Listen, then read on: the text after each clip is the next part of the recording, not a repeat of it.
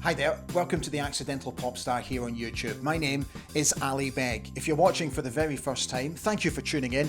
You're absolutely more than welcome. So what is the idea and concept behind this channel?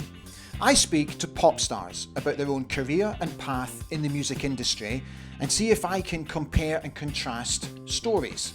So you're probably wondering what gives me the right to speak to these people. Back in the early 90s to mid 90s, I was once a member of a boy band called Bad Boys Inc.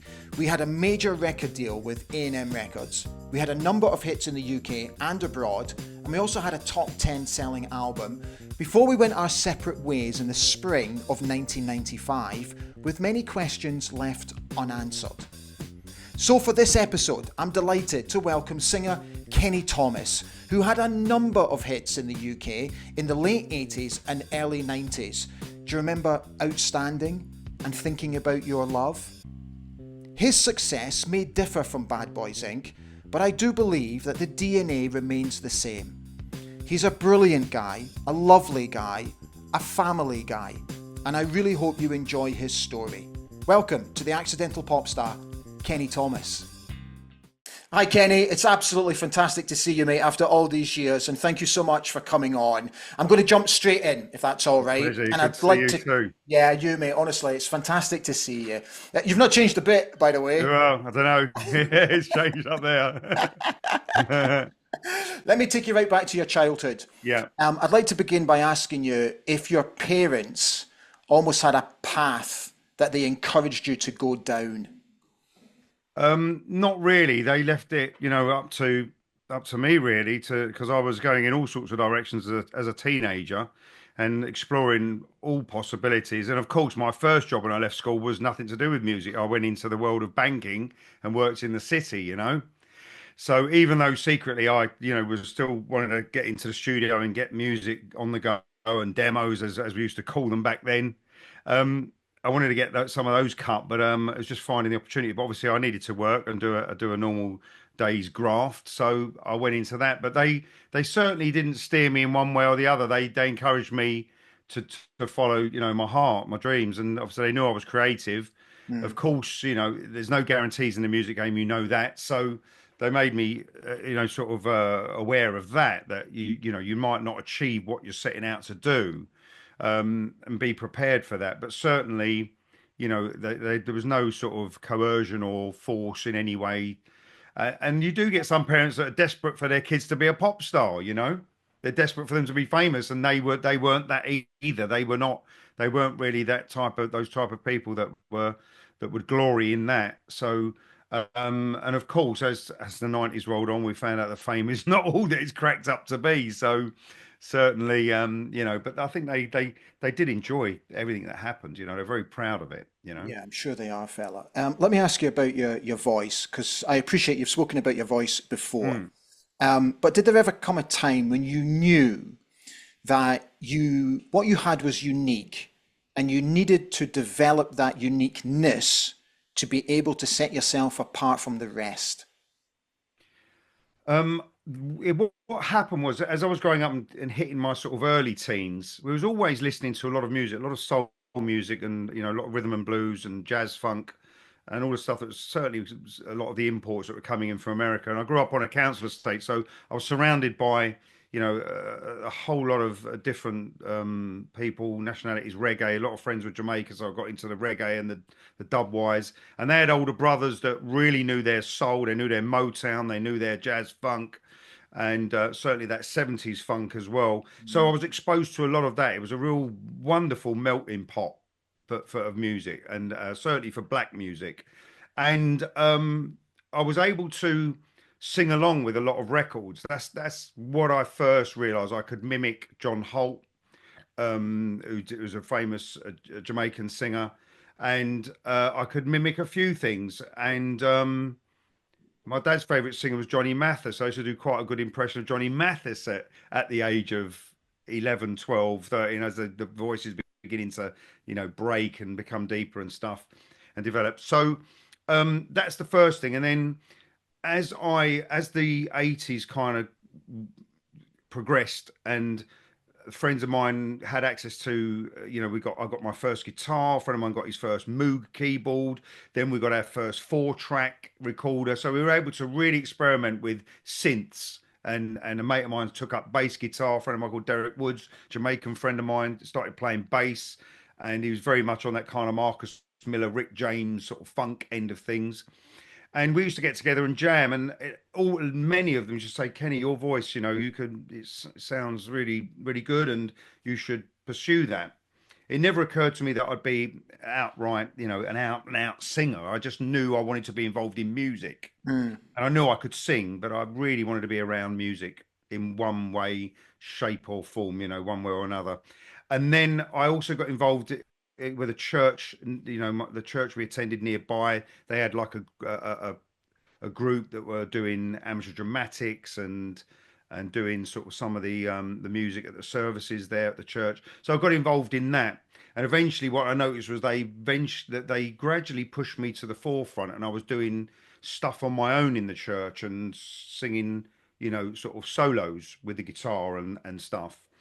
Um, yeah, so that's really where I got noticed and realized that my voice was maybe unique, and all of our voices are unique. We're all unique as human beings, but it was slightly unique, and it was very soulful. It was going down that it leaned towards that side of things. No surprise, because that's the music I grew up with. Mm. It's the only thing I knew. So you could say I'm ultimately a one-trick pony when it comes to music.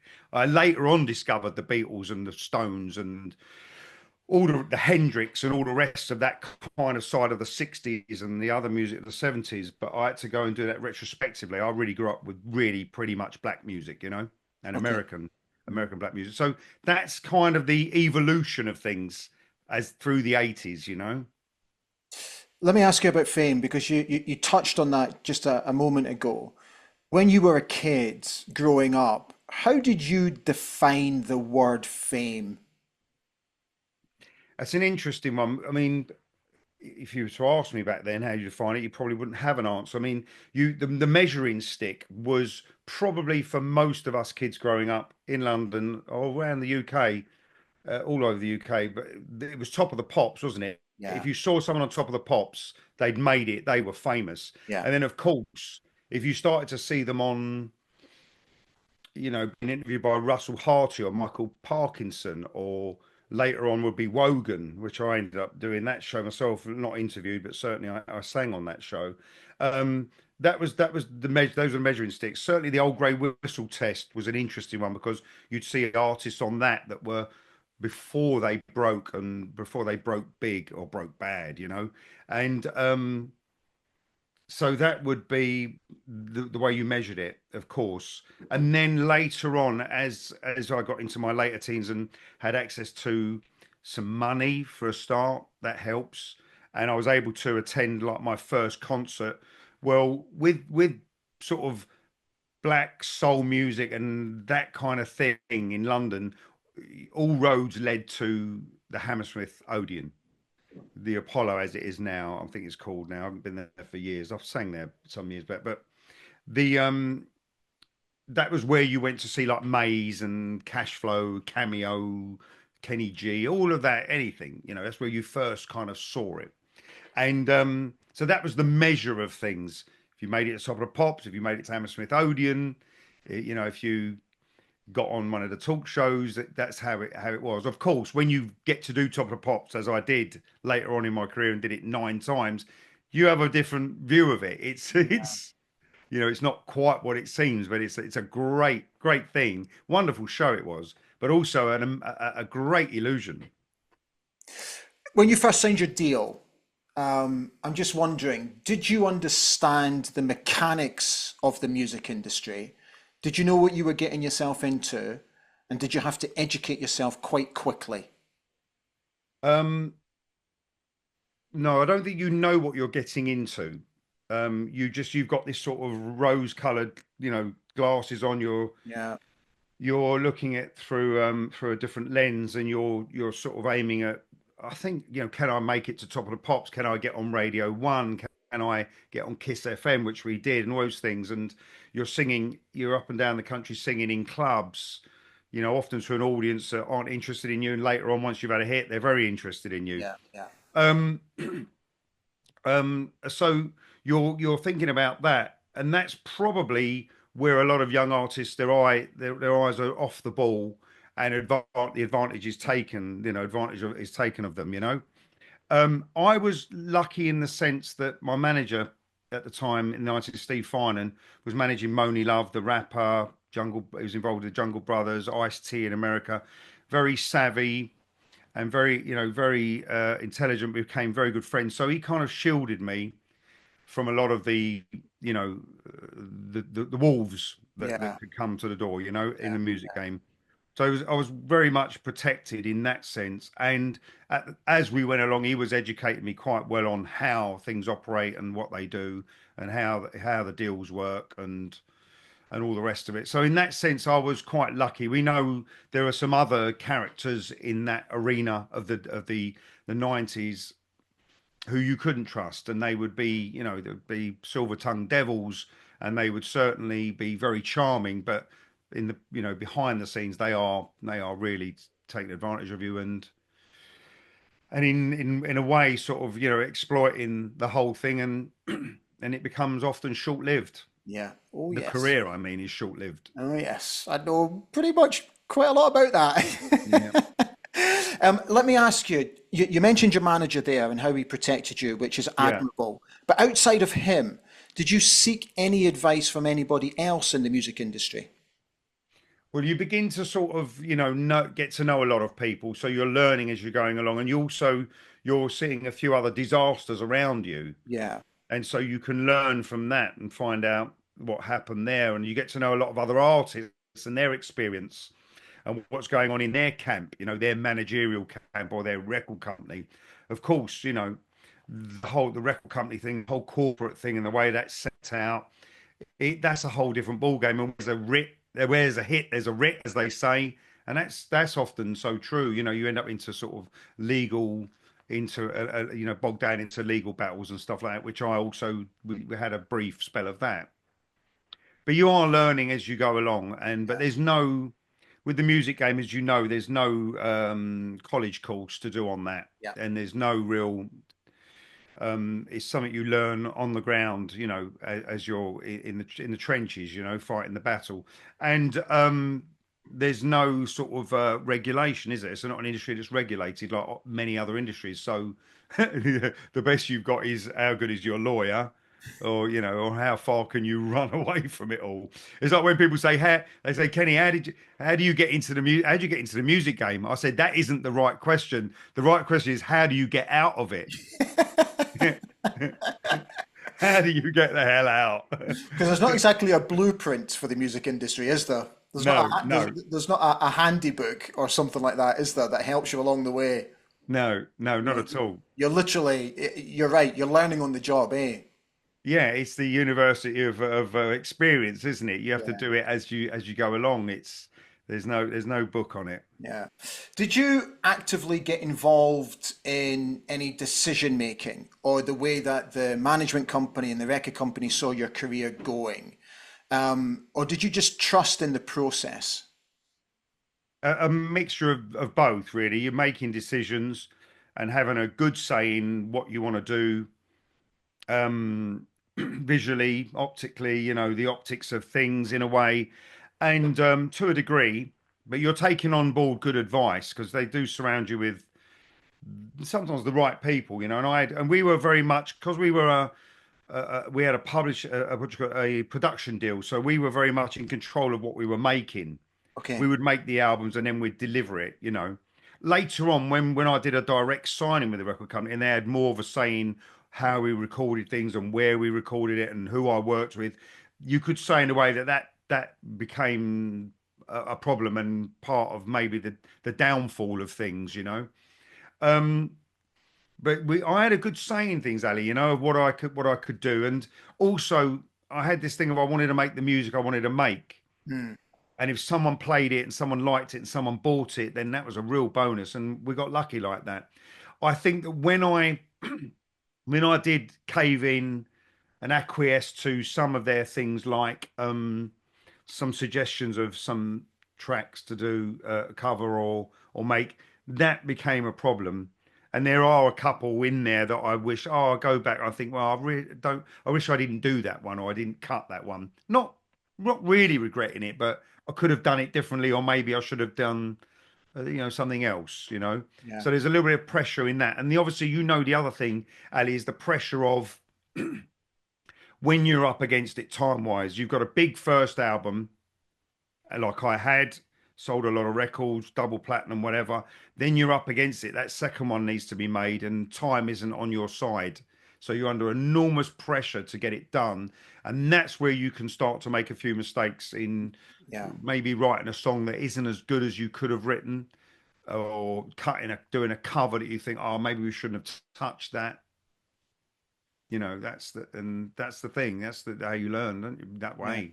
Yeah. We'll come on to more of that a little bit later on. Mm, But can I ask you about your debut single, Outstanding? So mm. it was released in August 1990, and Yep. I double checked this, and I hope the information is correct, that it Yep. reached number 79 to begin with. 79 and out. Yeah, okay. So, what valuable lessons did you learn from the initial release before re-releasing the same record the Yeah. following January? What lessons did you learn?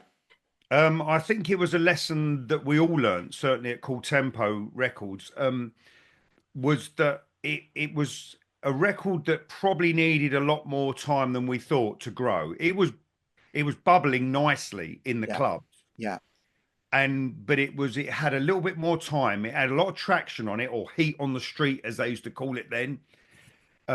But it needed a bit more time to come through. And so we released it.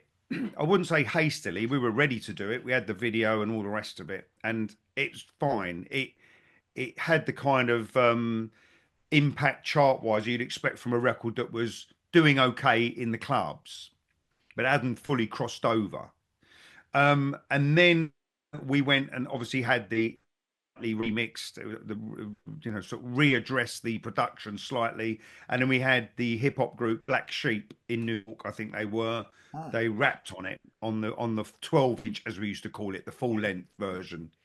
Then at the same time, what happened was the record company were getting lots of calls from DJs in clubs saying, man, you got to re-release this record. Simon Dunmore was the guy that was getting the calls. Obviously, Simon went on to much bigger things at AMPM, and obviously he was the founder of Defected, Glitterbox, and the rest is history, as they say. So very clever guy, Simon Dunmore, and very much instrumental in how things turned out with my career at Cool Tempo. Um, but he was getting calls from people saying, man, you got to re-release this record. It's so big in our clubs. And so it was a bit of that, plus the record company realizing that instead of moving on to another song, let's go back to it yeah, and make sure we nail it this time. yeah, And a few other things fell in place. Like we had Pete Waterman and his Hitman and Her show with Michaela Strack. And he said, does Kenny want to come on and perform? And I think I did a club, is it Mr. Smith's or something in Warrington or something like that, was one of the shows. I did it twice in the end. So that was like the first kind of TV we got. And then, the dominoes started to fall. Kiss FM, all the rest of it. And it started to really blow. The record was had some real momentum behind it. And off it went. yeah. Momentum, big word for me. I like to use it a lot in people Yeah. that I talk to. So you have a top 15 hit with Outstanding after the Yeah. re-release, which is fantastic. But this is where I'm a little bit confused, and I'm hoping you can Mm, clear it up for me. So, momentum, obviously, it's hugely important. yeah. So, why wait nearly 6 months to release your second single, Thinking Mm. About Your Love? The reason being is because we didn't. I don't think we really had that second single in the bag. Okay, We didn't have that surefire second single to go. We went in the studio and recorded a couple of other tracks that weren't right. They were good, but they weren't right.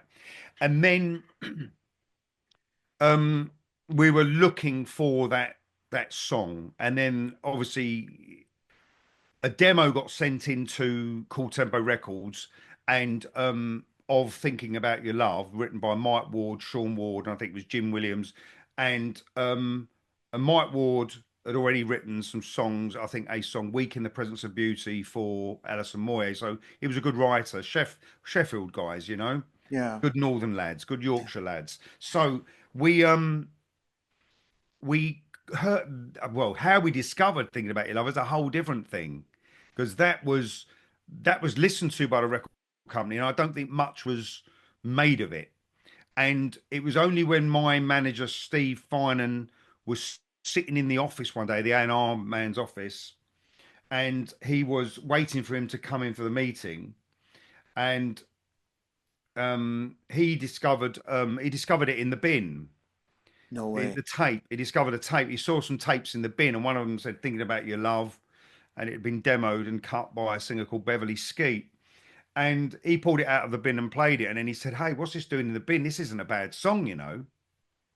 So No it's way. from the bin to the top five. No way. Um, anyway, so we did that, and then we went in with Steve Mack. We went in with Steve Mack to cut the demo. Steve was obviously a lot younger than we all were, and he was over in that setup he had in Chertsey, and the demo was okay, but wasn't quite what the record company wanted, but it was okay. And obviously Steve's career was, he was young in his career then, and he had a hit with Nomad, "I Want to Give You Yeah. Devotion." Yeah. But obviously, do we need to say where Steve's career went after that? It's a huge successful producer with so many hits to under his belt. But at the time it wasn't quite right, so they then teamed me up with Mike Percy and Tim Lever, who was an unusual kind of pairing, if you like, for me, an unusual situation to be put in, because they were from members of Dead or Alive, Ah, yeah. and but so they weren't really known for out and out soul music, but they were known for making good pop records, Yeah. and they managed to nail it. That kind of, that fine middle way, that sort of fine line between too much pop and too much soul, and it was just, they got it just right. It was the right amount of soul in it and the right amount of pop, which, so the soul bit pleased me and the pop bit pleased the record company, and then off it went, and that really did have the momentum, as you say, that record. Yeah. So that's why the gap was so long, while we were trying to find our feet. Okay.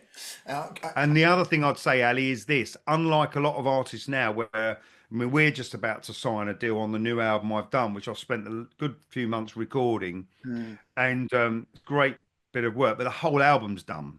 Okay. Yeah, the whole album's done. We know what the singles are. So then we had one single, we had Outstanding, and we had some other sort of half-baked demos. So we didn't have an album ready to go. We were sort of making it up as we were going along, Yeah. Okay. Understood. literally. Yeah. Understood. Okay. Understood. Yeah. Okay. Because that's really interesting. Because obviously, from our point of view, we were good to go. We were ready to go. Yes. Single after single after single, and then once the Mm. success wasn't what everybody was hoping it would be, then that's when the process kicked in. Right. We need something else now. So that's how our process Yeah. worked.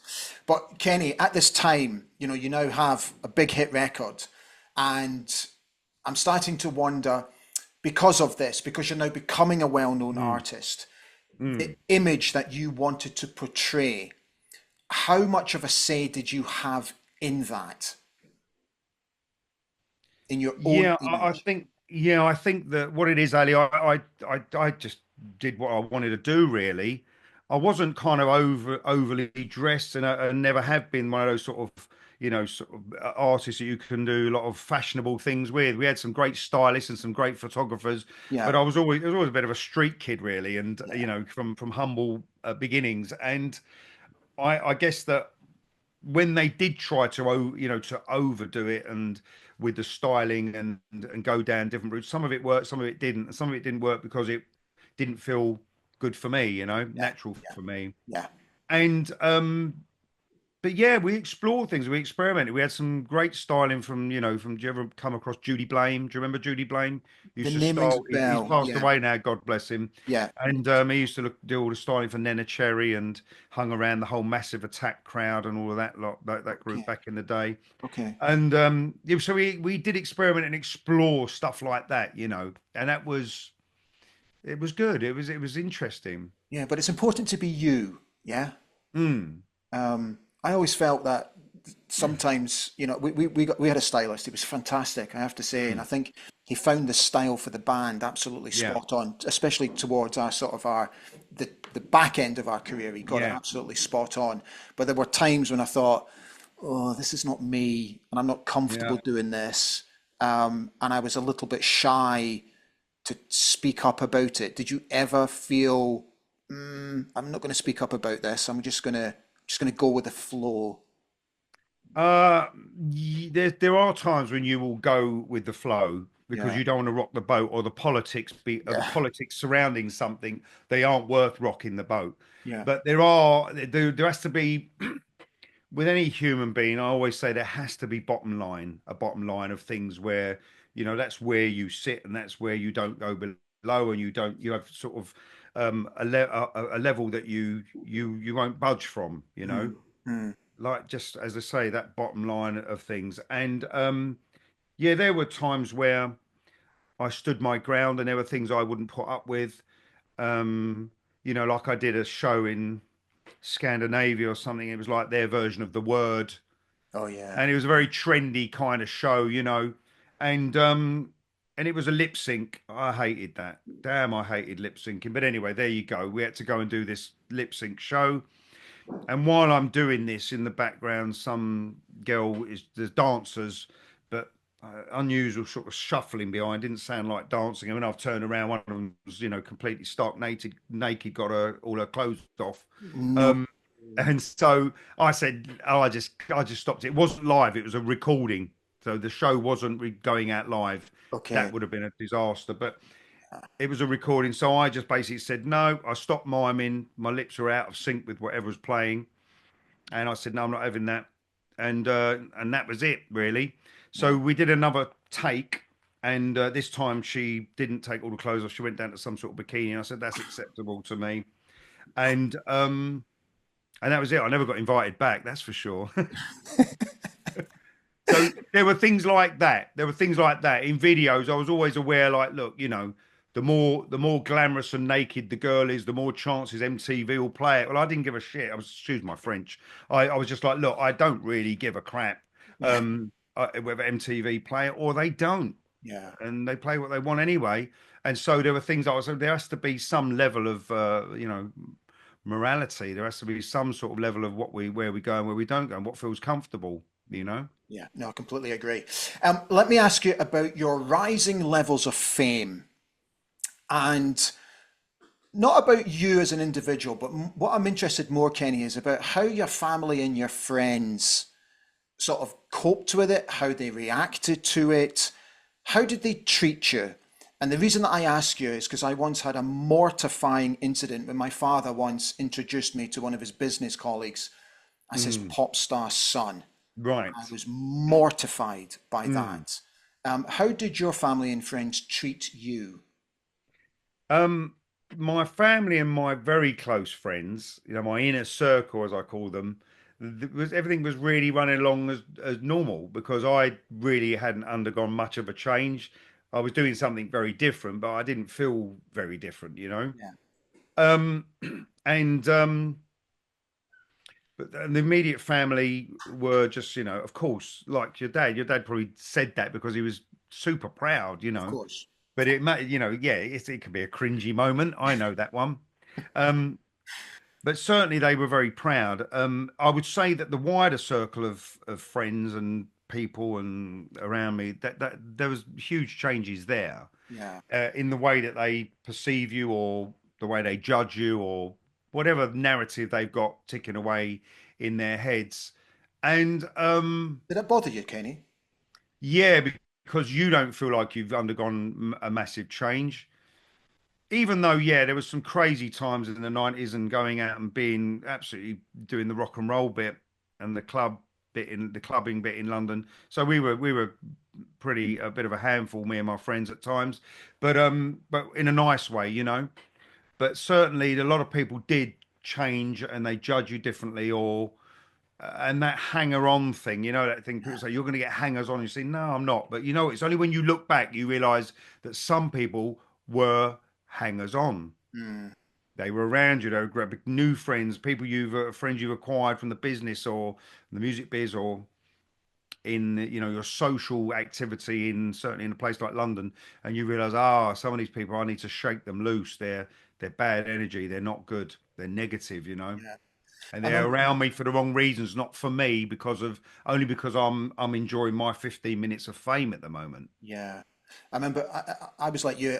It troubled me, Mm, and it worried me that my friends thought that I had changed.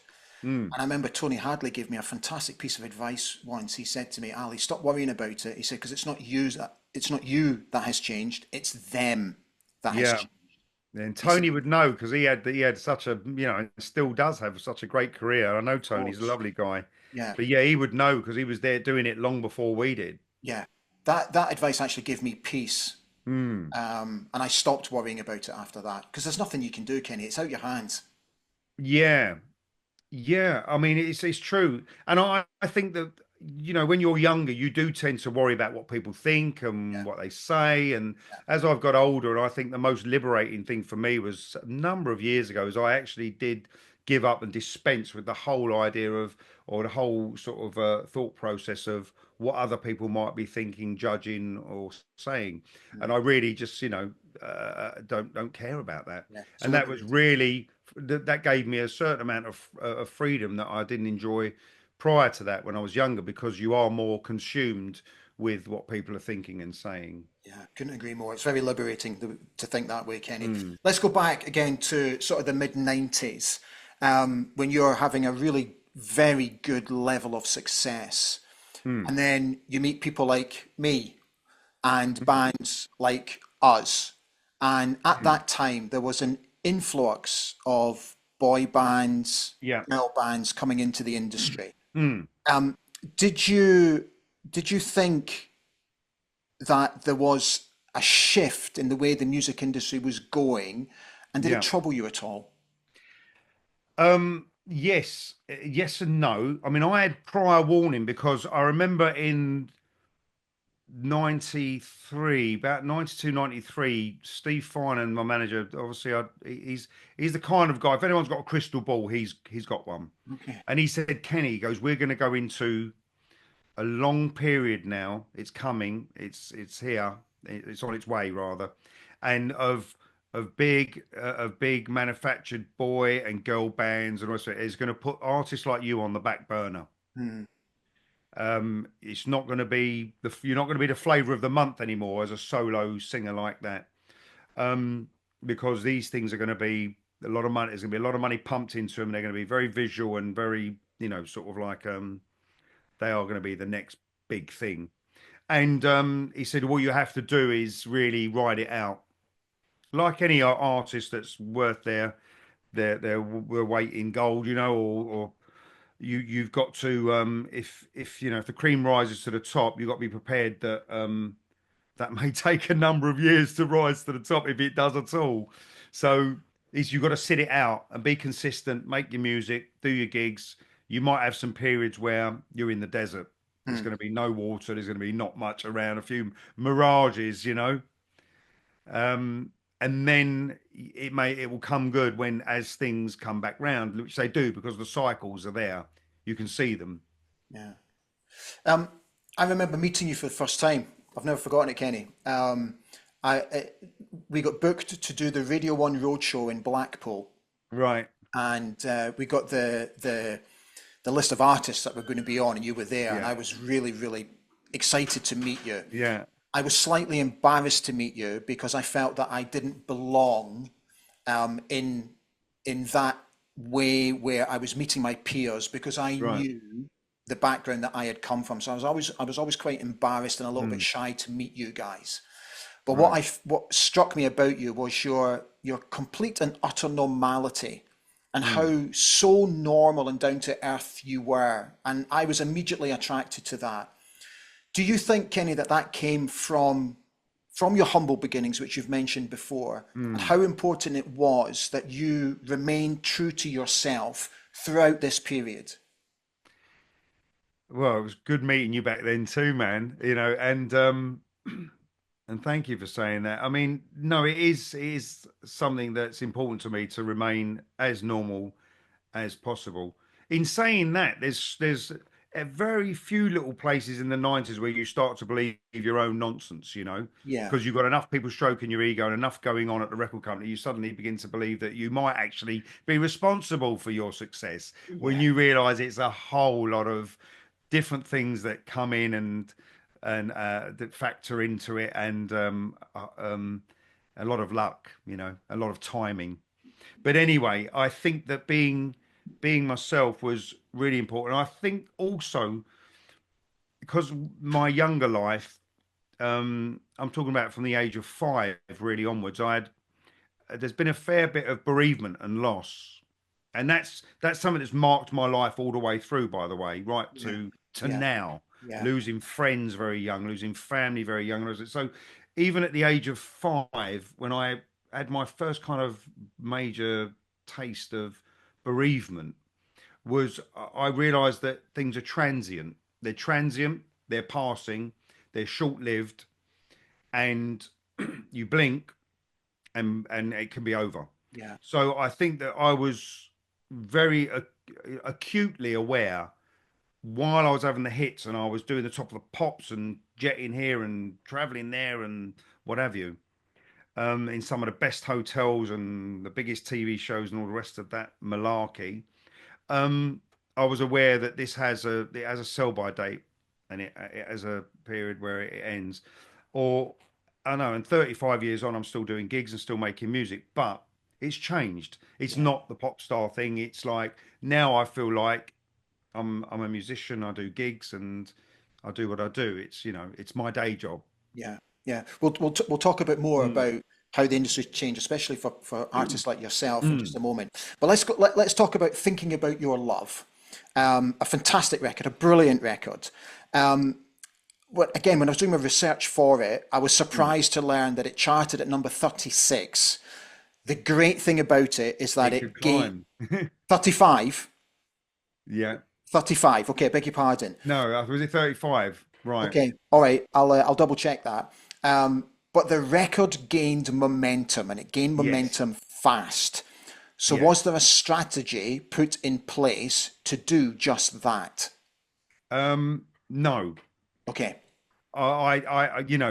It's the funny thing about the record industry and the music business is that sorry, my chair's squeaking here. Oh, I can't hear Is it. that when things don't go so well, there's always someone that did it wrong and is to blame, and then when things go really well and they're hugely successful and they're a hit record, there's always someone in a record company that knows exactly how they did it, why they did it, and they're responsible for doing it.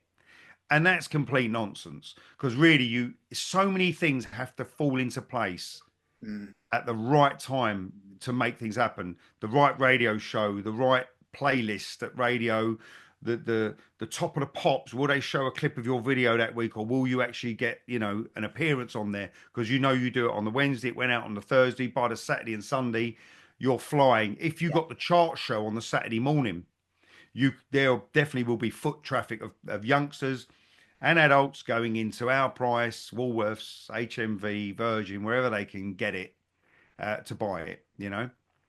So you could say all of those things had to happen. And when they didn't happen, as we later found out, it only takes one thing to go wrong in the sequence and that's done. yeah, Something that could be huge is done. yeah.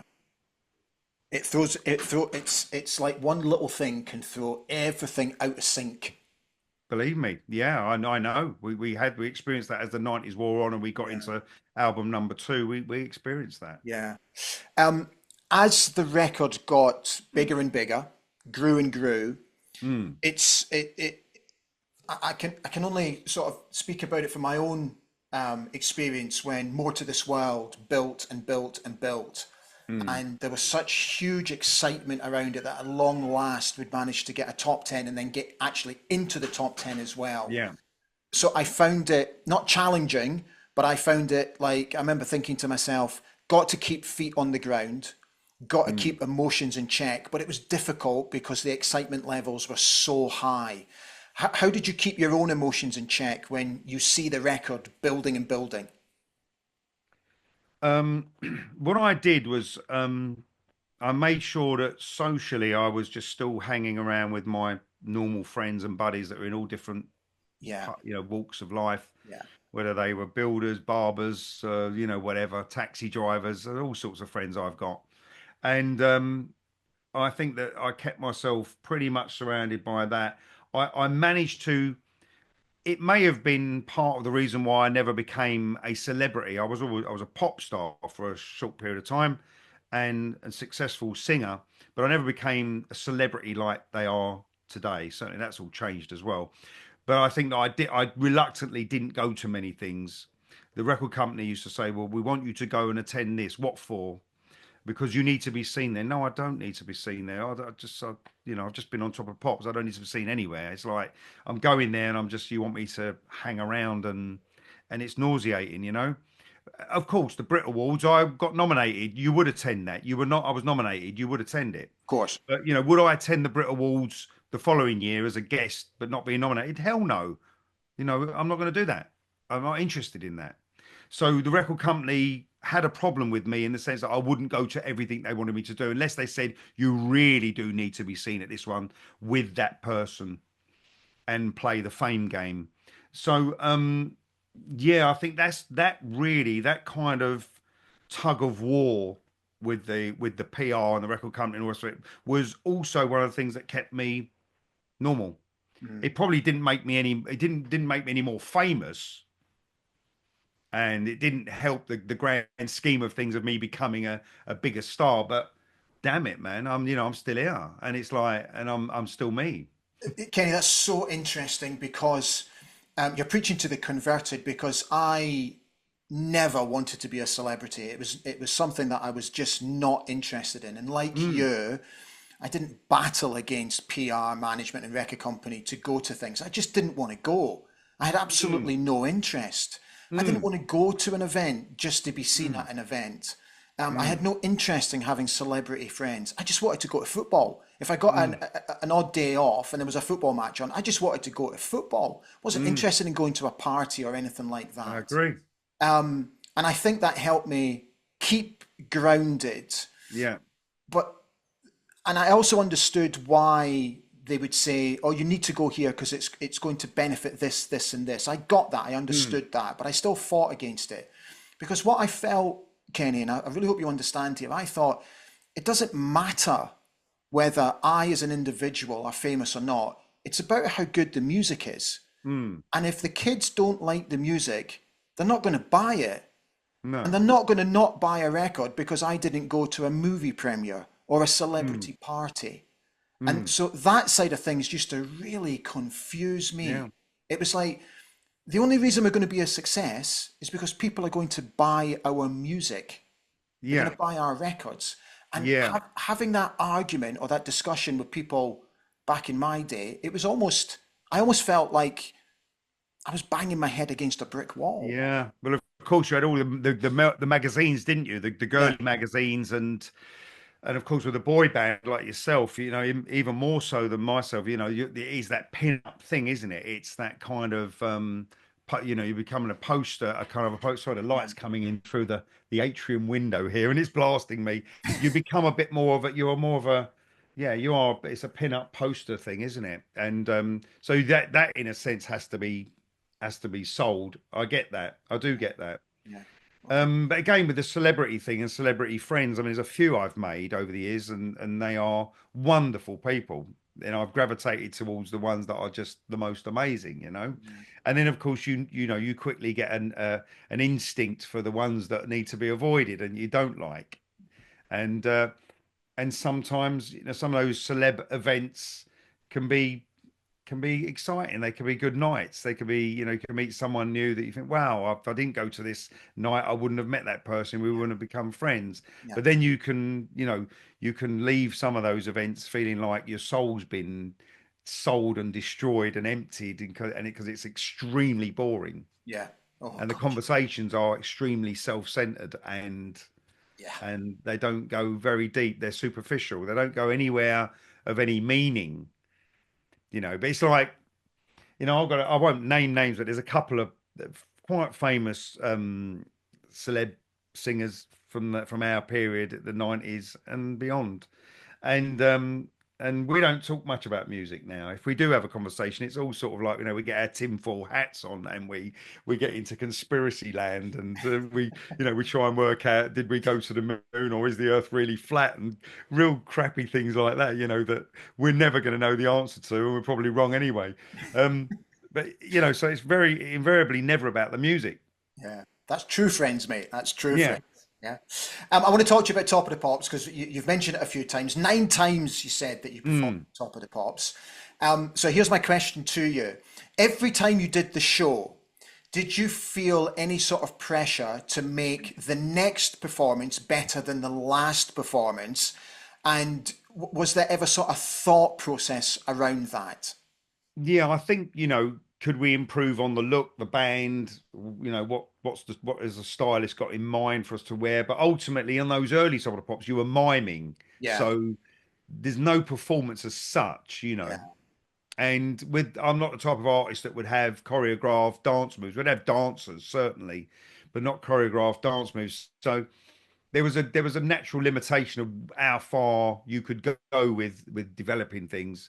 Um, and when Top of the Pops went live, when it first went live, obviously the reason I got 9 Top of the Pops is because one of those in there, one of those 9 is where they invited me on as a special guest to do an album track, Oh, purely because they knew I could sing live, yeah. and they wanted artists that could sing live on that first Top of the Pops. And I think maybe there was a shortage of them, because some artists, some of the artists abroad in Europe and stuff doing the dance stuff, weren't interested in coming in and singing live. And of course, live TV's music singing wise, it is a risk because it certainly can go wrong Mm, sonically if mm, the sound's not right. mm. So the miming was always a safer bet for many of them. But we went for it. We did a track, and we yeah, just got on with it, and it was great. The first ever live Todd Pop said it had moved from Shepherd's Bush to Elstree. Yeah, that's right. Yeah. Mm. Okay. You had another top 15 hit with Best of You. Mm. But after that, there appears to be a loss of momentum when it comes to getting back into the top 10. Yes. What do you think didn't quite go according to plan? Um, well, there's several things, and I'll tell you exactly. Is that light? Let me move back from it because it's gonna blast me. It's coming in through that window there. Okay, so let's go back to Best of You. Best of You was on course to be probably the biggest of all of the hits. Yeah. It was raging along. It was absolutely having it, and it was all over radio. It was the biggest of them. And probably because, in my opinion, it was the most pop of them.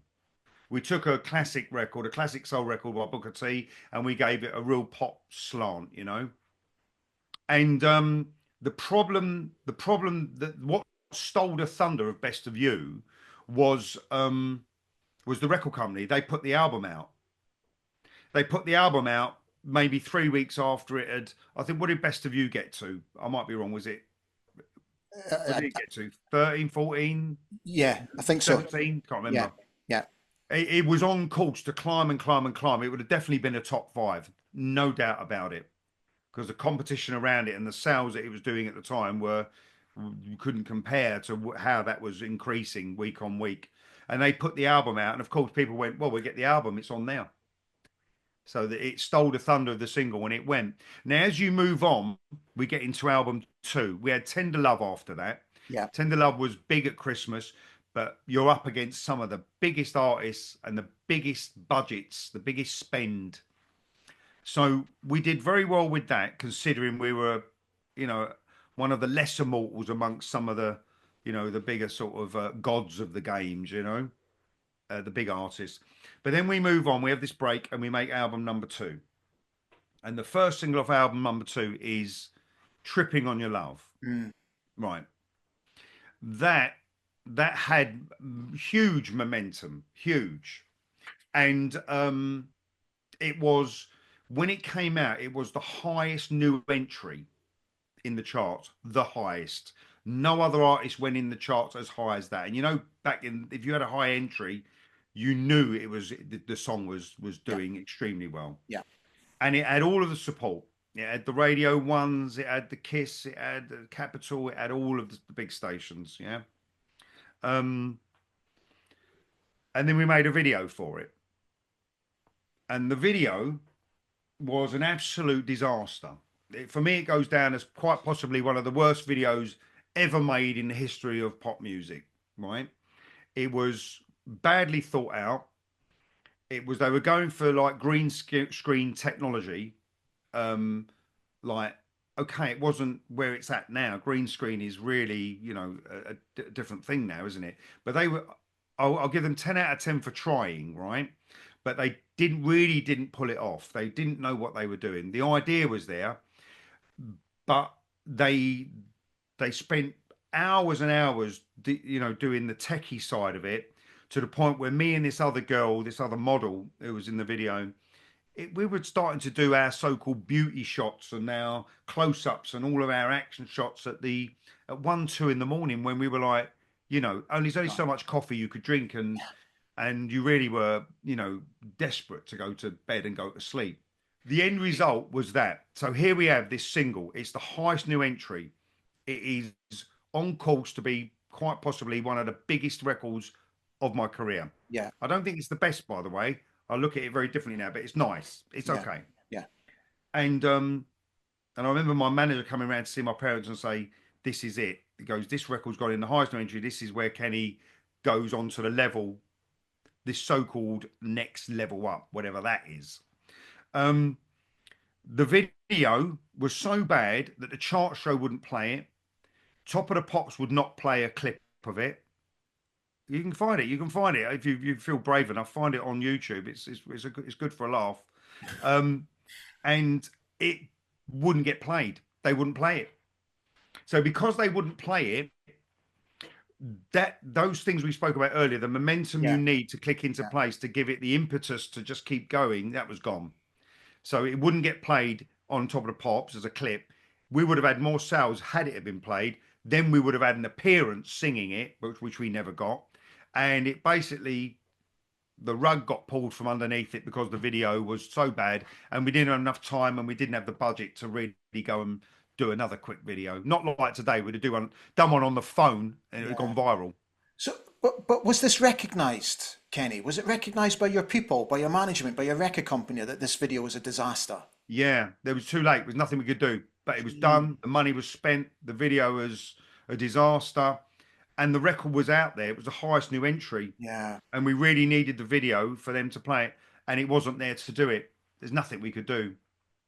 So that old thing, video killed the radio star. Yeah. Well, video killed me in 1993 with that single. Okay. And you felt from there. So did you lose trust in the process from there on in? I think that was the beginning of the loss of momentum, that word we keep using, but it's true. And it was also the fact that you had the rise of the pop side of things, the boy bands, girl bands, and so we could have done with that being a big hit, which it would have been if the video had been right. It undoubtedly 100% would have been. But then we came with another one after that, which was a bit too kind of adult contemporary, a little bit too kind of before its time, Okay. Let's skip forward because 35 years on, 30 years on, Kenny, you're still here, and it's absolute testament to you as an artist that you're still here, still making music, still gigging, still selling out. So let me ask you, having what I like to call old school success, what is your take on the music industry now, and are you constantly learning from the ever-changing landscape? Yeah, I mean, it's a different industry now. The one that we knew from the 90s, you could say that It's gone. that doesn't really exist. It's a bit like, there's many buildings in around the UK, beautiful buildings, and they're still the same, but the inside is changed. The inside, the office, the structure, the electrics, the people, the whole thing inside. From the outside, man, it looks like the building it was 200-300 years ago, and it still is. But the inside's it's been gutted, and it's completely modernized, and it's changed. And as I've got older and had kids, for instance, you know, it becomes very evident the way the kids are looking at music, consuming it. They're certainly not walking into our price and Woolworths and buying it. They're not even downloading it, my kids. They really are streaming and watching things on YouTube and TikToks, and then they'll ask, "Is it trending? How many likes has it got?" I played them a video of mine, I don't know, a year ago, something like that. I said, "Look at this," and they said, "How many likes has that got, Dad?" I said, "We didn't have likes back then. You just people bought your record." So, and then some weeks ago, I was at a nephew here, and he was with my eldest daughter Angela. She's 14 now, and they were listening to come. She was going, "Come on, Dad, listen to some of these tracks, these records, these songs that we're listening to." And one of them was remote, kind of all right, and it was like had a bit of a soul riff in the background. I said, "Well, that's an old record that in the background. That's a very old classic soul record they've sampled," and they kind of grasped that. And then they played me some other stuff that had some rapping on it, which was, I don't know what it is. It's a new language. It's a whole new language that exists in London that I need subtitles with it. Really, I don't get it. It's not even a Cockney like me. It's some newfangled hybrid way of speaking, Yeah. and I find it. It sounds very very unintelligent. Sounds extremely thick. But Yeah. anyway, um, they played me that, and I said, "Well, I really don't like it. It's the timing of the rap is okay, but nowhere near as good as the hip hop I listened to in the 90s. The hip hop artists in America, they were like social poets, and the timing and the rhythm and the musicality in their delivery was amazing." So anyway, I just said to them, "Well, look, is this a hit record?" I said to them, "Is this?" They said, "What do you mean?" I said, "Well, is it in the charts?"